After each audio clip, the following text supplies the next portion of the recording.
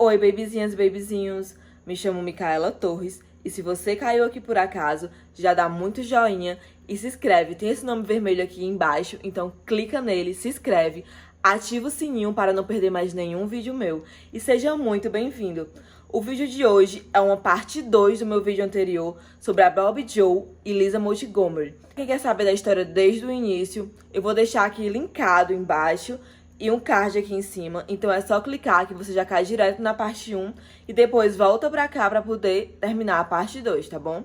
Então vamos entender um pouco mais do caso e entender como foi a condenação de Lisa e o que levou ela a fazer essa trajetória tão brutal e triste com Bobbi Joe.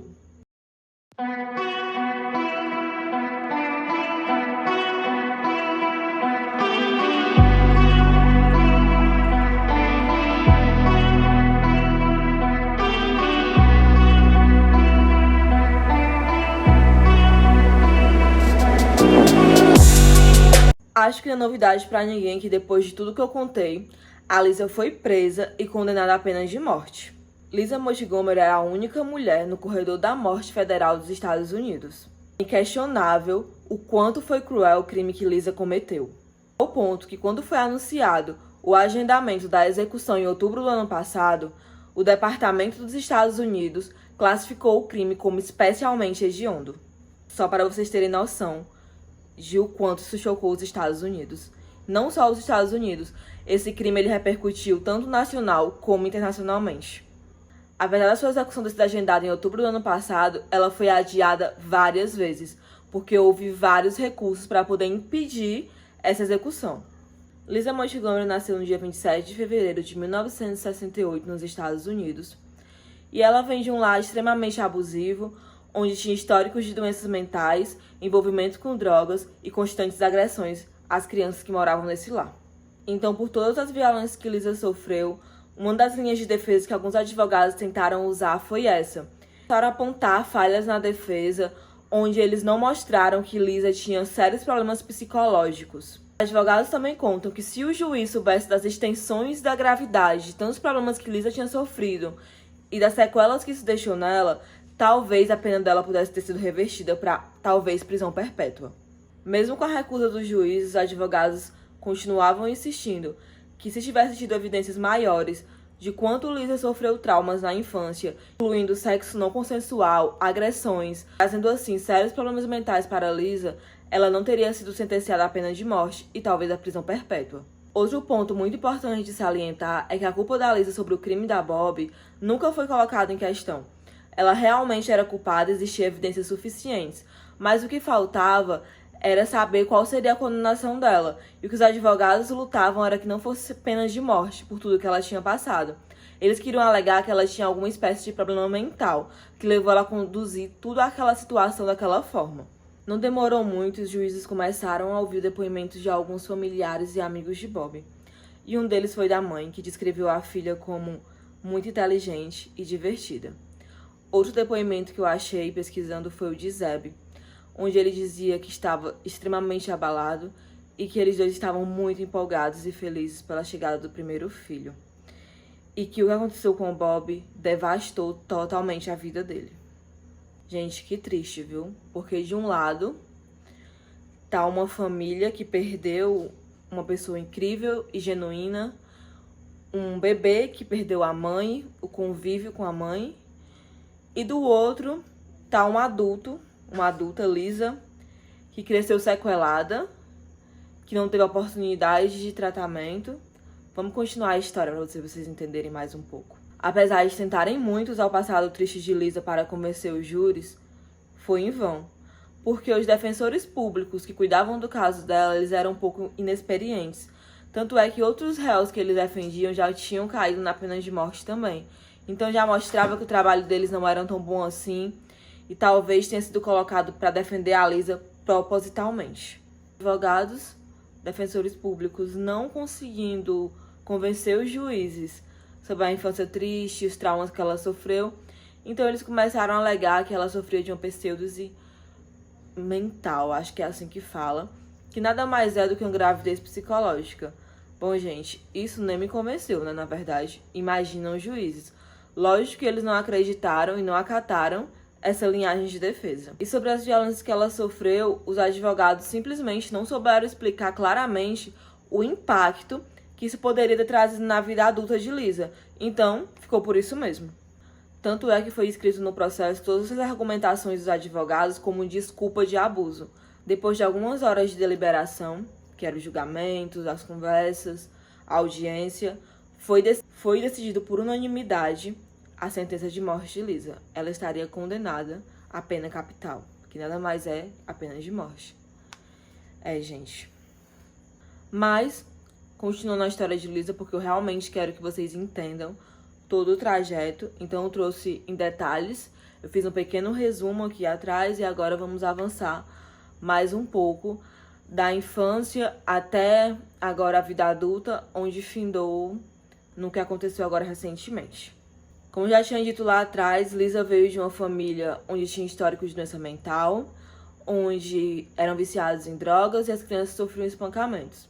Seu pai biológico abandonou a todos logo quando Lisa era pequena. Sua mãe, Judy, casou-se 6 vezes e é descrita em documentos como negligente e altamente violenta.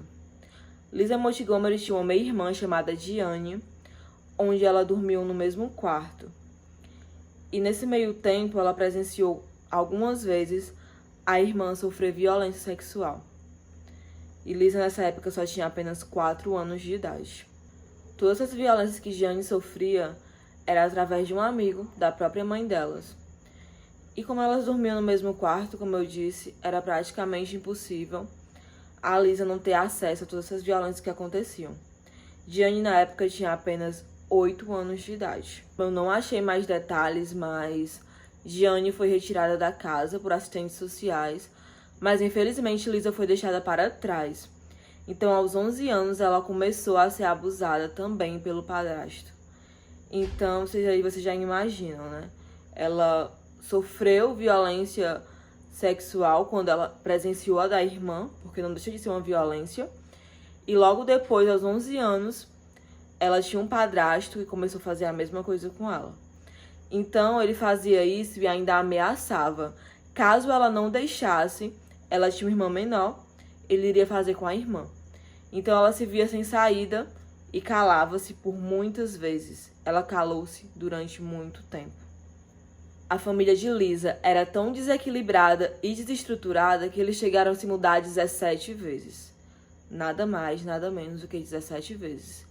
Então, um dia, eles foram morar num lugar, a Lisa já tinha por volta dos seus 14 anos, e eles moraram numa rua isolada, que não tinha saída, e nesse local, o padrasto construiu uma espécie de puxadinho, um vão, onde ele poderia cometer as violências dele com a Lisa sem ser incomodado. Nessa mesma época, a mãe de Lisa descobriu tudo o que acontecia. Até então, julga-se que ela não sabia ou se fazia de louca, porque tudo acontecia debaixo dos olhos dela. E ela simplesmente culpou a Lisa. E os abusos só pioraram. Os estupros ficaram cada vez mais frequentes, inclusive vindo outros homens para abusar de Lisa, muitas vezes todos ao mesmo tempo. E quem trazia esses homens era Judy e o padrasto. A própria mãe trazia homens para abusar da filha por dinheiro. E às vezes, quando eles terminavam com o ato, eles urinavam nela, faziam xixi, e muitas vezes tacavam sua cabeça na parede, batiam sua cabeça na parede, e Lisa era agredida constantemente. E é tão absurdo que durante esses muitos anos que ela sofria esse tipo de violência, inúmeras pessoas ficaram sabendo, mas ninguém reportava nada e nem sequer denunciava. Todo mundo simplesmente calava e deixava aquilo acontecer. Alguns documentos afirmam que Lisa chegou a contar a um primo que era policial, e ele relata que ela chorava e tremia muito enquanto ela detalhava o caso, mas ele também não fez nada para ajudá-la. Então, nesse meio tempo, Lisa completa 18 anos e a mãe, a Judy, começa a pressioná-la para casá-la. Então, de tanto pressionar, ela cedeu e casou com Carl Bowman. Carl Bowman era nada mais, nada menos do que o filho de um dos namorados da mãe dela. E nesse casamento, ela sofreu muito, sofria violências, abusos, apanhava. Ela passou 5 anos casada com esse homem. Nesses 5 anos, ela teve 4 filhos E na última gravidez, a mãe mais uma vez a pressionou a fazer uma esterilização. Nada mais era do que uma ligação de trompas, como conhece aqui no Brasil, onde ela não teria mais filhos. E assim, mais uma vez, ela cedeu e fez o que a mãe queria. Lisa logo se separou, passou algum tempo e se casou pela segunda vez com seu atual marido na época, que era o Kevin. Mas o seu estado de saúde mental e depressivo só se agravava a cada dia que passava. Então, a cada dia que passava, ela se afundava mais ainda nos traumas e na depressão que ela tinha por tudo que ela passou. Ela foi ficando tão debilitada, com um comportamento tão errático, ao ponto de não conseguir cuidar dos próprios filhos. E o ex-marido, vendo toda aquela situação, tentou se aproveitar. Então, uns 2 dias antes dela cometer o crime, ele acionou a justiça para poder tomar os filhos dela. Porém, ela alegou que estava grávida e, segundo as leis de lá, não poderia haver esse tipo de audiência, porque ela estava grávida, etc. Porém, ele sabia que isso era impossível, porque ele sabia da esterilização que ela tinha passado. Então, ele começou a ameaçá-la, queria contar tudo, que ela não estava grávida, que ela estava mentindo, e com isso, automaticamente, ela ia acabar perdendo a guarda das crianças. Foi então que, depois de mais ou menos 12 anos depois do crime, uma psicóloga muito famosa e renomada na área de saúde mental foi entrevistar a Lisa para entender um pouco mais do que tinha levado ela a cometer tudo aquilo.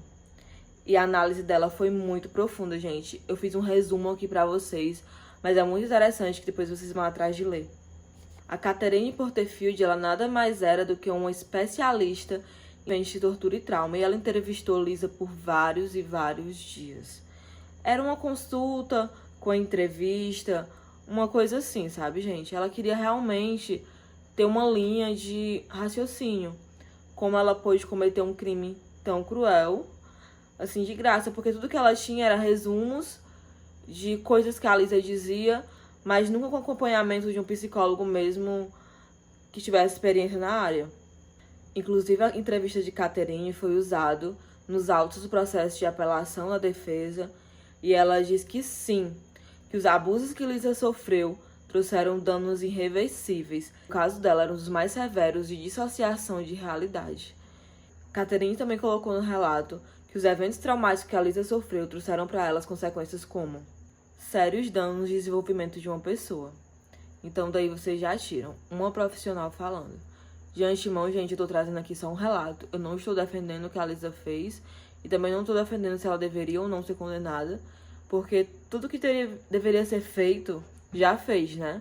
O crime foi cometido, a Lisa foi executada. Eu tô trazendo a história pra vocês porque eu achei interessante colocar o meio, o começo e o fim. E o que levou a Lisa ficar tão sequelada ao ponto de fazer isso com uma pessoa.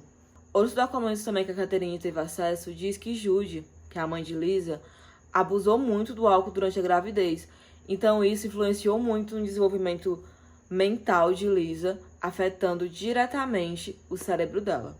Então, além dos danos que a Lisa nasceu com ele porque a mãe abusava de altas doses de álcool, ela também começou a adquirir danos na sua vida adulta, na sua adolescência e na sua infância. Porque, como eu contei pra vocês lá atrás, quando ela era abusada, o pessoal também batia a cabeça dela na parede, no concreto. Então, tudo isso foi enfatizando mais ainda os problemas de Lisa e danificando mais ainda o seu cérebro. Ainda, segundo o Centro de Penas de Morte da Faculdade de Cornell, desde que Lisa foi presa, ela foi logo diagnosticada com uma série de problemas mentais, entre eles transtorno dissociativo, transtorno pós-traumático complexo, transtorno bipolar e epilepsia do lobo temporal, além de depressão, gente. Então, por todos esses problemas mentais que foram apresentados de Lisa, várias entidades se manifestaram à pró-vida de Lisa, porque não tinha como uma mulher doente ser executada, porque eles entendiam que ela não fez aquilo numa realidade comum. Entre elas estavam a Organização Nacional de Direitos Civis, União Americana pelas Liberdades Civis. Se vocês derem um Google aí, vocês vão ter mais detalhes sobre essa entidade de direitos humanos. A sigla dela em inglês é ACLU. E outro também que estava muito envolvido e se juntou com essa primeira que eu falei era a Comissão Interamericana de Direitos Humanos. E elas lutaram até o fim, queriam a suspensão do caso para que ele fosse analisado mais a fundo. e, segundo o Centro sobre Penas de Morte, mais de uma dúzia de mulheres cometeram crimes semelhantes a de Lisa ao redor do país, e nenhuma delas soube a punição que iriam aplicar em Lisa, e eles não entendiam porque, diante de tantas provas e sequelas mentais que a Lisa sofria, eles não queriam analisar mais a fundo e possivelmente fazer pelo menos uma pena perpétua. Queriam só aplicar a pena capital. Então nada disso adiantou, aconteceram, tiveram vários protestos e movimentos, porém a execução de Lisa foi inicialmente marcada para 8 de dezembro de 2020, porém foi adiada pois seus advogados contraíram uma espécie de pneumonia nova que lançou recentemente, que todo mundo tem que andar de máscara, né? Vocês sabem qual é, que não pode falar aqui no YouTube. Então Lisa seria a 11ª pessoa a ser executada no governo de Donald Trump. Antes do Donald Trump ser eleito, que foi em 2003, fazia muito tempo que não se executava tanta gente por nível federal. Então, só no governo dele foi executado 10 pessoas. E desde o ano de 1846, mais de um século. Para entenderem um pouco mais como funciona, eu vou explicar aqui para vocês. As execuções federais nos Estados Unidos, elas são julgadas e determinadas a partir de alguns tipos de crimes julgados em tribunais. Crimes esses que são julgados pelos tribunais locais, onde são permitidos a pena de morte. Crimes esses que são julgados pelos tribunais locais de cada estado, no caso são 28 estados, onde lá é permitido a pena de morte.